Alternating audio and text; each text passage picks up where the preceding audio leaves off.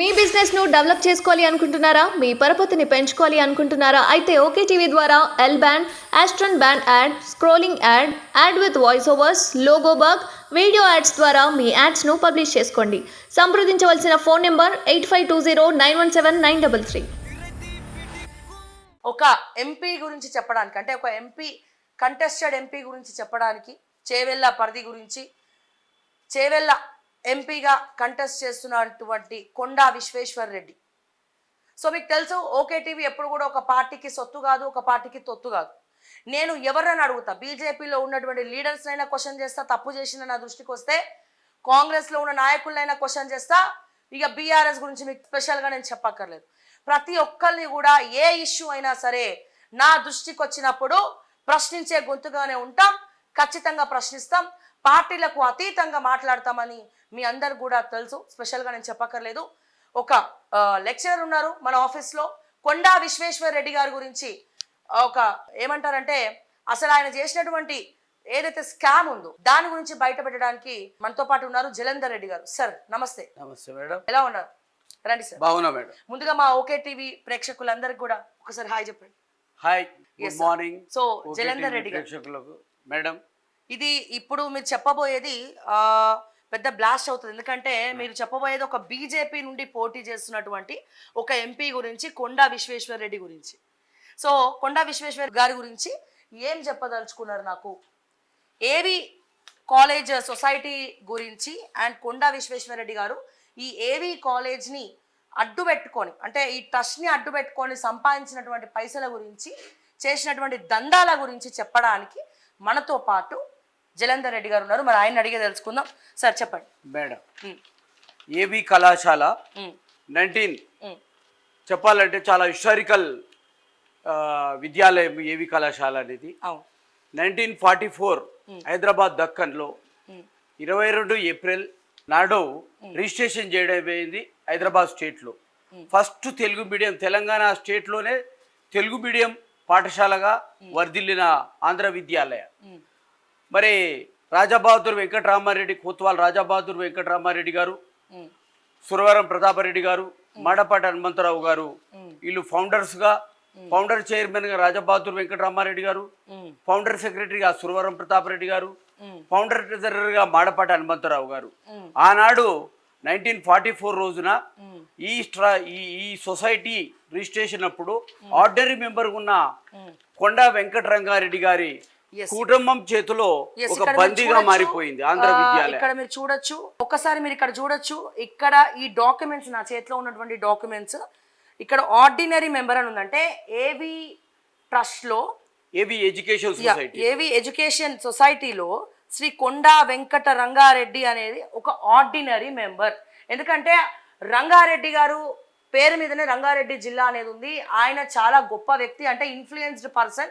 అందుకని చెప్పి ఒక మెంబర్గా, అంటే కేవలం ఆర్డినరీ మెంబర్గా ఉన్నటువంటి రంగారెడ్డి గారి మనవడైనటువంటి కొండా విశ్వేశ్వర రెడ్డి గారు ఇప్పుడు ఆ ట్రస్ట్ని ఎట్లా చేతిలోకి తీసుకున్నాడు అనేది ఇప్పుడు ప్రథమ క్వశ్చన్. రంగారెడ్డి గారు ఆర్డినరీ మెంబర్గా ఉన్న పరిస్థితుల్లో ఆనాడు కోత్వాల్ వెంకటరామారెడ్డి గారి కుటుంబ సభ్యులు ఇక్కడ ఎవరు లేరు, వారు లండన్లో వివిధ దేశాల్లో సెటిల్ అయిపోయారు. తర్వాత వ్యవస్థాపక కార్యదర్శిగా ఉన్న స్వర్గీయ సురవరం ప్రతాపరెడ్డి గారు ఆనాడు వ్యవస్థాపక కార్యదర్శి.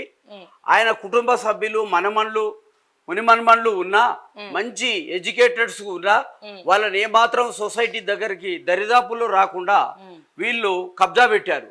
కొండా విశ్వేశ్వర రెడ్డి ఫ్యామిలీ, వాళ్ళ నాన్నగారు జస్టిస్ మాధవ్ రెడ్డి గారు ఉన్నప్పుడు ఆయన ప్రెసిడెంట్ గా కొన్ని రోజులు ఉన్నారు.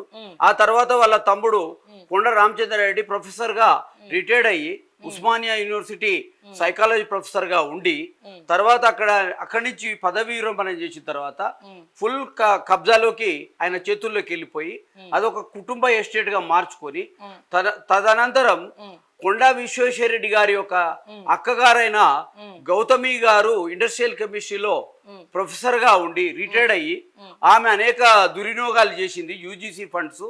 దాంట్లో ఉన్నప్పటికీ నవీన్ మిట్టల్ గారు వచ్చేసి ఆమెకు పెన్షన్ కూడా ఆపింది గవర్నమెంట్. అవన్నీ క్లియర్ చేశారు.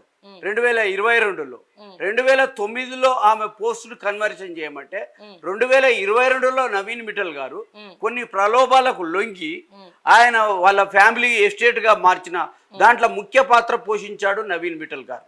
ఓకే. అండ్ అట్లనే సార్ ఇప్పుడు ఏదైతే కాలేజ్ అప్పుడు వ్యవస్థాపం అంటే ఎప్పుడైతే రిజిస్ట్రేషన్ జరిగిందో మేడం ఆ రోజున కేవలం ఆర్డినరీ మెంబర్ గా రంగారెడ్డి గారిని చేర్చడం జరిగింది.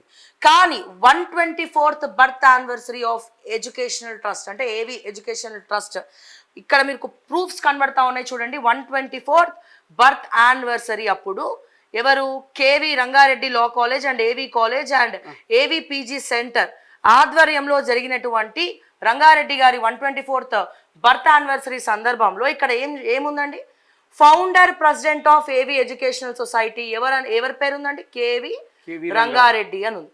ఇప్పుడు నేను ఇందాక మీకు చూపించినాను. అసలు రిజిస్ట్రేషన్లో అంటే ఏవి ట్రస్ట్ రిజిస్ట్రేషన్లో ఏముందండి, ఆంధ్ర విద్యాలయ సొసైటీలో ఇక్కడ చూడండి. ఇది April 22nd 1944లో ఈ ట్రస్ట్ రిజిస్ట్రేషన్లో కేవలం రంగారెడ్డి గారిని ఆర్డినరీ మెంబర్గా చేర్చిండ్రు. సో ఆర్డినరీ మెంబర్గా ఉన్నటువంటి రంగారెడ్డి గారిని ఇక్కడ మళ్ళా 124th బర్త్ యానివర్సరీలో ఏమని పెట్టారు, శ్రీ కేవి రంగారెడ్డి గారు former chief minister of AP, former president of ఏవి ఎడ్యుకేషన్ సొసైటీ అంటే ఈయన ఫౌండర్ అని పెట్టారు. సడన్ గా ఈయననే కాలేజ్ కనిపెట్టినట్టు అంటే ఫౌండ్ చేసినట్టు సృష్టించినట్టు ఎట్లా దీని డాక్యుమెంట్స్ అన్ని కూడా మార్చారు మేడం. హిస్టారికల్ ఒక తెలంగాణలోనే నిద్రాణమైన అవస్థలో ఉన్నప్పుడు వాళ్ళు ఎంతో కష్టపడి శ్రమ కోర్చి 1931లో ద్వితీయాంధ్ర మహాసభలు దేవరకొండలో జరిగినప్పుడు వాళ్ళు ఈ ప్రాంతానికి మనం ఏమైనా సేవ చేయాలి అనే తపనతో ఆనాడు ఆంధ్ర విద్యాలయ కళాశాలని రూపుదాల్చిందంట. ముఖ్య పాత్ర భూమిక పోషించిన పరిస్థితులు ఆనాడు చరిత్రాత్మకమైన ఉద్యమంలో భాగంగా సురవరం ప్రతాపరెడ్డి, రాజబహదూర్ వెంకటరామారెడ్డి, మాటపాటి హనుమంతరావు ఆనాడు రెడ్డి హాస్టల్లో చదువుకున్న రెడ్డి దామోదర్ రెడ్డి గారు లండన్ లో బారిస్టర్ చదివి రాజబహదూర్ సహకారంతో తర్వాత నిజాం హైకోర్టులో జీపీగా చేరి మరి మా పెద్దవాళ్ళు ఇంత కష్టపడుతున్నారు, ఇంత శ్రమిస్తున్నారు, ఈ ప్రాంతంలో నిద్రాణమైన శక్తిని బయటికి చాడడానికి అనే మాతృభూమితో సేవ చేయాలనే తపనతో వారు స్పందించి 6,000 విరాళం ప్రకటించి రెడ్డి దామోదర్ రెడ్డి గారి తర్వాత కళాశాల విద్యాలయం ఏర్పడ్డది. పాఠశాలలు వర్ధిల్లినాయి. కట్టెలబండిలో మరి చిక్కడపల్లిలో కూడా ఉండే ఆ రోజుల్లో ఇక్కడ ఇంటర్మీడియట్ డిగ్రీ కళాశాలగా రూపొందింది. విశ్వవిద్యాలయ స్థాయికి ఎదిగిన పరిస్థితుల్లో వాళ్ళు వెంటనే వాళ్ళు సురవరం ప్రతాపరెడ్డి గారి కుటుంబ సభ్యులు వాళ్ళు ఏమాత్రం మాకు అధికార దాహం లేదు, వాళ్ళు సేవా తత్పరతతో వాళ్ళు ఉన్నప్పటికీ వాళ్ళని ఈ రామచంద్రారెడ్డి గారి కుట్రలు కుతంత్రాలతో, మాధవరెడ్డి గారి కుట్రలు కుతంత్రాలతో ఈ సంస్థని మా జేబు సంస్థగా మార్చుకోవాలని కబ్జా నిమిత్తం తద్వారా వాళ్ళ సిస్టర్ కొండా విశ్వేశ్వరరెడ్డి గారు ఆయన కబ్జా పెట్టి అనేకమైన ఒత్తిడిలు తీసుకొచ్చి టిఆర్ఎస్ ఎంపీగా ఉన్నప్పుడు ఆ సంస్థని ప్రైవేట్ పరం చేయాలనే ఉద్దేశంతో కేటీఆర్ గారితో సిఫారసు చేయించి నవీన్ మిట్టల్ గారి సారథ్యంలో ఈ కళాశాల బడుగు బలహీన వర్గాల ప్రజలకు విద్యార్థులు చదువుతున్న విద్యార్థులకు చదువు దూరం చేయాలనే ఒక సదుద్దేశం కాకుండా స్వార్థమైన ఆలోచనతోని 7.5 ఎకరాల స్థలము 99 years లీజు ఇచ్చిన స్థలాన్ని డాక్యుమెంట్స్ ఎక్కడ బయటికి రాకుండా చేసుకొని వాళ్ళ స్వలాభాల కొరకు ఆనాడు సురవరం ప్రతాపరెడ్డి యొక్క పేరు మీద తెలుగు అధ్యయన భాషా అభివృద్ధి కేంద్రం అని పెడితే ఎంఏ తెలుగు వచ్చినప్పుడు దాన్ని కుట్రలతో తొలగించి మరి ఆ సురవరం ప్రతాపరెడ్డి రాజబహదూర్ వెంకటరామారెడ్డి గారు 1950లో వీలునామా రాశాడు. 15 సంస్థలకు విద్యార్థులకు బీద విద్యార్థులకు స్కాలర్షిప్లు ఇవ్వాలనే ఉద్దేశంతో 1951లోనే డాక్యుమెంట్ చేశాడు. ఆర్బిఆర్ ట్రస్ట్ అని లెక్కలలో చూపిస్తారు కానీ ఎక్కడ కూడా రాజబహదూర్ వెంకటరామారెడ్డి గారి పేరు మీద గోల్డ్ మెడల్స్ ఇవ్వకుండా విద్యార్థుల యొక్క ప్రతిభను వెలుగు చాటకుండా ఆనాడే వాళ్ళు ఒక కుట్రలో భాగంగా కొండా వెంకటరంగారెడ్డి గారి ఫ్యామిలీ ఎస్టేట్ గా ఈ ట్రస్ట్ చూస్తేనండి అసలు కొండా విశ్వేశ్వరరెడ్డి గారి ఫ్యామిలీ కావచ్చు, రంగారెడ్డి గారి ఫ్యామిలీకి ఈ ట్రస్ట్కి సంబంధమే లేదు. ఒక ఆర్డినరీ వ్యక్తిగా, ఆర్డినరీ మెంబర్గా, కేవలం ఆయన అప్పుడు చాలా స్ట్రాంగ్ లీడర్ కాబట్టి ఆయనకు కూడా ఒక ఆర్డినరీ మెంబర్గా ఇవ్వాలని రిజిస్ట్రేషన్ చేస్తే తర్వాత ఆ పేరును అడ్డు పెట్టుకొని 124 ఇయర్స్ తర్వాత రంగారెడ్డి గారే దాని ఫౌండర్ అని చెప్పి కొండా విశ్వేశ్వరరెడ్డి గారు మొత్తం కూడా ఇన్ఫ్లుయెన్స్ చేసి డాక్యుమెంట్స్ మార్చేసి ఇక్కడ మీరు ఇప్పుడు చూడండి ట్రస్ట్లో ఉన్నటువంటి ఒరిజినల్ మెంబర్స్ అందరినీ కూడా బయటికి వెళ్ళగొట్టి, నేను ఏ ట్రస్ట్ గురించి మాట్లాడుతున్నాను, ఏవి ఎడ్యుకేషనల్ ట్రస్ట్, చాలా పురాతనమైనటువంటి కాలేజ్, ఎంతో మంది విద్యార్థులు చదువుకోవాలని చెప్పి ఉన్నటువంటి కాలేజ్, దానికి గవర్నమెంట్ కూడా ఫండింగ్ చేస్తుందండి. అంటే కాలేజ్ ఫీజులు కడతారు ప్లస్ యూజీసీ, సో ఖచ్చితంగా గవర్నమెంట్ కూడా దానికి ఫండ్స్ చేస్తుంది.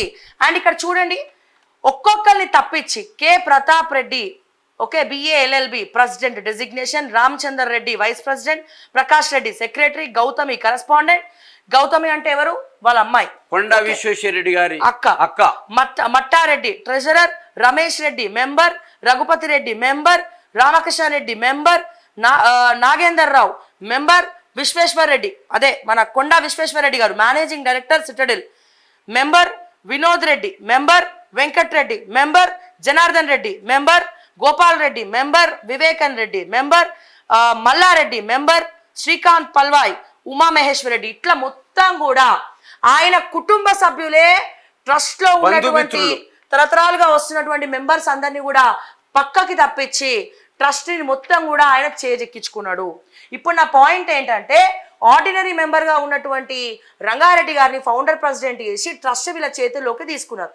సరే శ్రావ్య తీసుకున్నారు, పదే పదే గదే ఎందుకు చెప్తున్నావు నువ్వు, ఇక్కడ తీసుకున్నారు అయితే ఏంది అని అనుకోవచ్చు మీరు. పాయింట్ నెంబర్ 1 మనం వచ్చినాం కదా.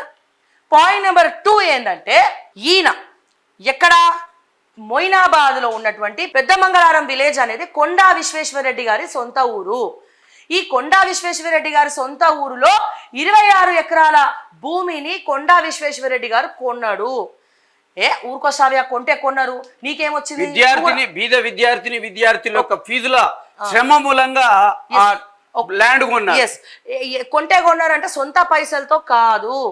ఈయన అక్కడ 26 ఎకరాలు ఆయన సొంత ఊర్లో ఈ పెద్దమంగళారం అనే విలేజ్ లో మొయినాబాద్ మండలంలో ఉన్నటువంటి ఆ విలేజ్ లో ఎందుకు కొన్నాడు? ఆయన పేరు మీద కొనలేదు. ఈ ఏవి ఎడ్యుకేషన్ ట్రస్ట్ అనే పేరు మీద 26 ఎకరాలు కొన్నాడు. ఎప్పుడు సార్? 10-15 ఏళ్ల క్రితం, అంతే, దాదాపుగా 15 సంవత్సరాలు అవుతుంది మేడం. దానికి సంబంధించినటువంటి సర్వే నెంబర్లు కూడా నేను చెప్తా, ఎందుకు కొన్నాడు, దేనికోసం కొన్నాడు అనేది కూడా మనం మాట్లాడదాం. మొయినాబాద్ పెద్ద మంగళారం విలేజ్, ఇగో సర్వే నెంబర్లు ధరణిలో తీస్తే ఏవి ట్రస్ట్ మీద ఉన్నటువంటి ఈ మీకు మొత్తం కూడా ప్రూఫ్స్ అని కూడా నా దగ్గర ఉన్నాయి. ప్రూఫ్స్ లేకుండా నేను ఏది కూడా మాట్లాడను. సో ఇక్కడ సర్వే నెంబర్ నేను ఒకసారి చెప్తానండి. సో సర్వే నెంబర్ ఇక్కడ చూసినట్టయితే 245/A, okay, kata number 1806, kata number 1806, 245/A, and అలాగే 2.20 గుంటలు, 2 గుంటలు ఈ సర్వే నెంబర్లు ఉండాలి. అలాగే 235/E, అట్లాగే 4 ఎకరాల 1 గుంట అనేది ఈ సర్వే నెంబర్లో ఉంది. 235/A 4 ఎకరాల 20 గుంటలు ఉంది. అలాగే 247/A 4 ఎకరాల 16 గుంటలు ఉంది.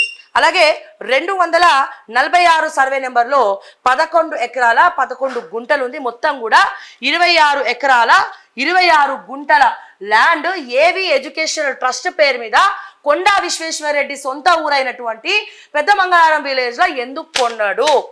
అదే డబ్బులు, అది కూడా ట్రస్ట్ డబ్బులతోటి ఆయన సొంత ఊర్లో ఎందుకు కొన్నాడు? Question number 2. పేరు ఎందుకు, ఆయన ట్రస్ట్ ఎందుకు చేజిక్కించుకున్నాడు? Question number 1. అదే ట్రస్ట్ డబ్బులు యూజ్ చేసి ఆ ట్రస్ట్ డబ్బులతోటి ఈయన డెవలప్ చేయాలనుకుంటే పిల్లల కోసం, మహిళల కోసం, స్టూడెంట్స్ కోసం హాస్టల్లు పెట్టచ్చు, ఫుడ్ చేయొచ్చు, ఫుడ్ కూడా డొనేట్ చేయొచ్చు. ఆ డబ్బుల్ని మిస్యూజ్ చేసి ఈయన అక్కడ పొలం ఎందుకు దున్నుకుంటున్నాడు, అయితే మేడం గారు ఎందుకు పండిస్తున్నాడు? సో మేడం దీనికి గారు ఆన్సర్ ఈయనే చెప్పాలి. మీరు ఒక మంచి ప్రశ్న వేశారు మేడం గారు.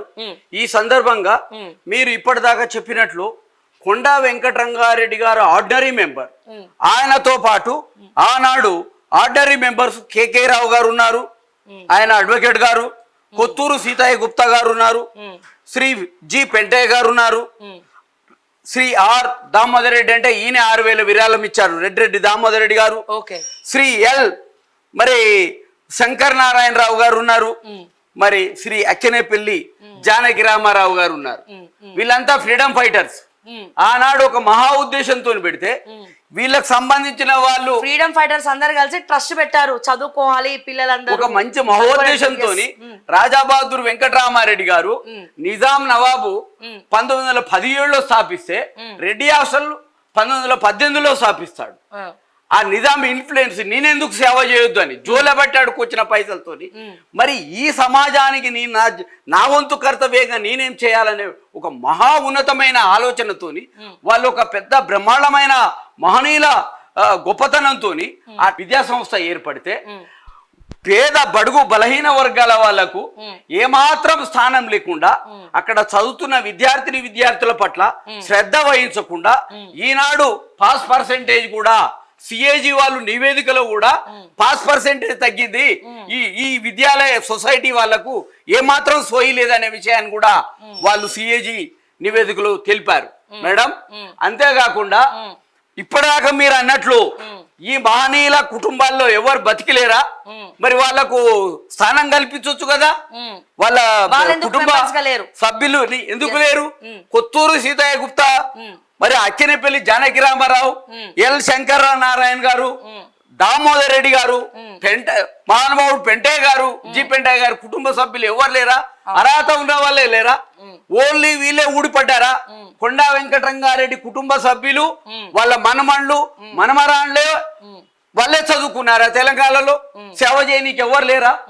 స్వర్గీయ సురవరం ప్రతాపరెడ్డి గారి మనవడు జార్జ్ బుష్ గారు వచ్చినప్పుడు విత్తన అభివృద్ధి సెంటర్ కు N G Ranga university vice chancellor retired అయ్యిండు మహానుభావుడు, 50 కంట్రీస్ కి అడ్వైజర్.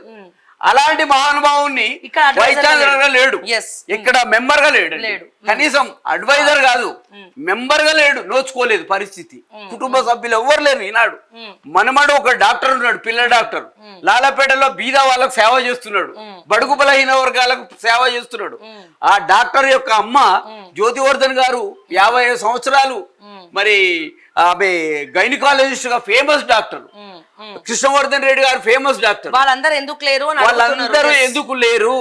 ఎక్కడెక్కడి వాళ్ళు వాళ్ళ ఒకటే సామాజిక వర్గానికి ఆనాడు తెలంగాణలో ఉన్న అన్ని వర్గాల వాళ్లకు స్థానం కల్పించారు మహనీయులు ఉన్నతమైన ఆశయంతో.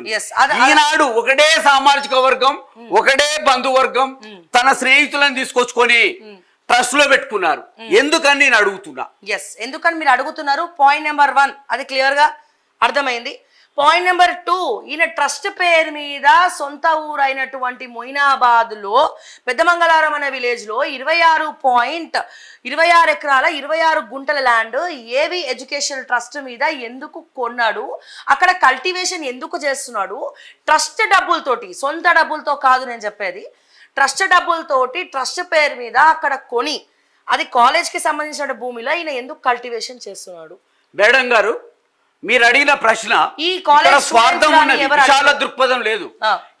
వీళ్ళు 26 ఎకరాల భూమి మీరు ఇంత స్పష్టంగా పత్రికా మీడియా ద్వారా చెప్తున్నారే, ఈ వివరాలు కళాశాలలో ప్రిన్సిపల్ ఛాంబర్ లో ఈ వివరాలు రాసి పెట్టాలి, పబ్లిక్ గా అందరికి తెలవాలి.